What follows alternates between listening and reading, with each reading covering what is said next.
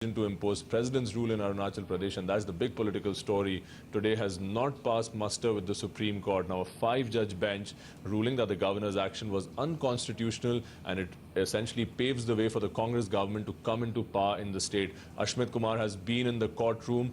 He was there when the verdict was delivered, and he joins us with all the details. Ashmit, first it was Uttarakhand and now Arunachal. What are you picking up? Landmark verdict coming from the Apex Court, a rare case of a governor's decisions being overturned, the clock being turned back, so to speak, by the Apex Court. Now, to understand the issue at hand, we must appreciate the facts here. The governor of Arunachal Pradesh had summoned a special session in the month of December of the Assembly. In this Assembly, which featured the 21 dissident MLAs from the Congress, 11 MLAs from the BJP, this session, essentially, there were 3 takeaways from this. First up, the Speaker had been impeached. Second, a vote of no confidence had been passed against the Congress-led government. And thirdly, and perhaps most importantly, a dissident-led government was installed in the state of Arunachal Pradesh. Now, the Supreme Court, in this landmark judgment, has reversed all of these decisions. The Supreme Court has held that the decisions by the governor were constitutionally offensive, and towards that end, here comes the big takeaway. The Supreme Court has reinstated the Congress-led government back in the state of Arunachal Pradesh. Now, there were very sharp observations that were a part of this order. The Supreme Court called this a case of political circus. The Supreme Court observed in a part of its order that the governor acted in a unilateral manner to in fact humiliate the Congress-led government, that the actions were unilateral in nature. It was not in adherence with the constitutional principles. And finally, a word of caution that the governor should maintain an arm's distance from political horse trading as well as manipulation. So these were the broad takeaways from this landmark order. Looking forward, there are essentially 2 aspects to look at. First up, as far as Arunachal Pradesh is concerned,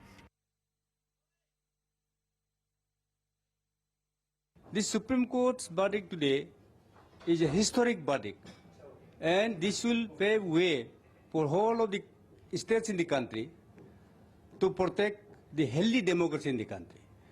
And this is a historic and remarkable judgment. Arunachal के अंदर BJP को कोई setback नहीं है। वहां पर कांग्रेस के आपस में मतभेद थे, कांग्रेस में अंदरूनी झगड़ा था और कांग्रेस का एक ग्रुप सरकार से अलग हुआ। अभी भी जो सरकार वहां चल रही है, बहुमत तो उसी के पास है अरुणाचल में।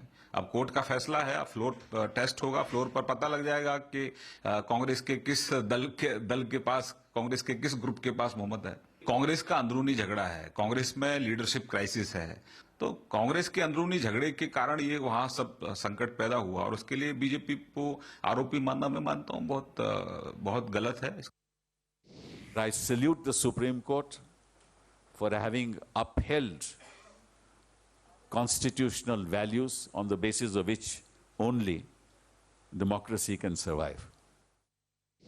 मोदी सरकार को ये संकेत है कि इस तरीके से जो अधिनायकवाद की रुझान उनकी जो बढ़ती जा रही है, जो नजर आया उत्तराखंड में, अब ये हुआ अरुणाचल में, अब ये बढ़ता हुआ अधिनायकवाद की रुझान को वो काबू में रखे और ये कहे कि इसके लिए कौन है जिम्मेदार जो किया ये काम, और उसके ऊपर एक्शन ले।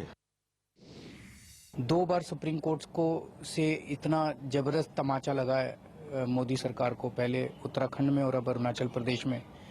मुझे लगता है कि वो इससे सबक लेंगे मोदी जी और देश में जनतंत्र को, संविधान को इज्जत करेंगे, जनता द्वारा चुनी हुई सरकारों की इज्जत करेंगे।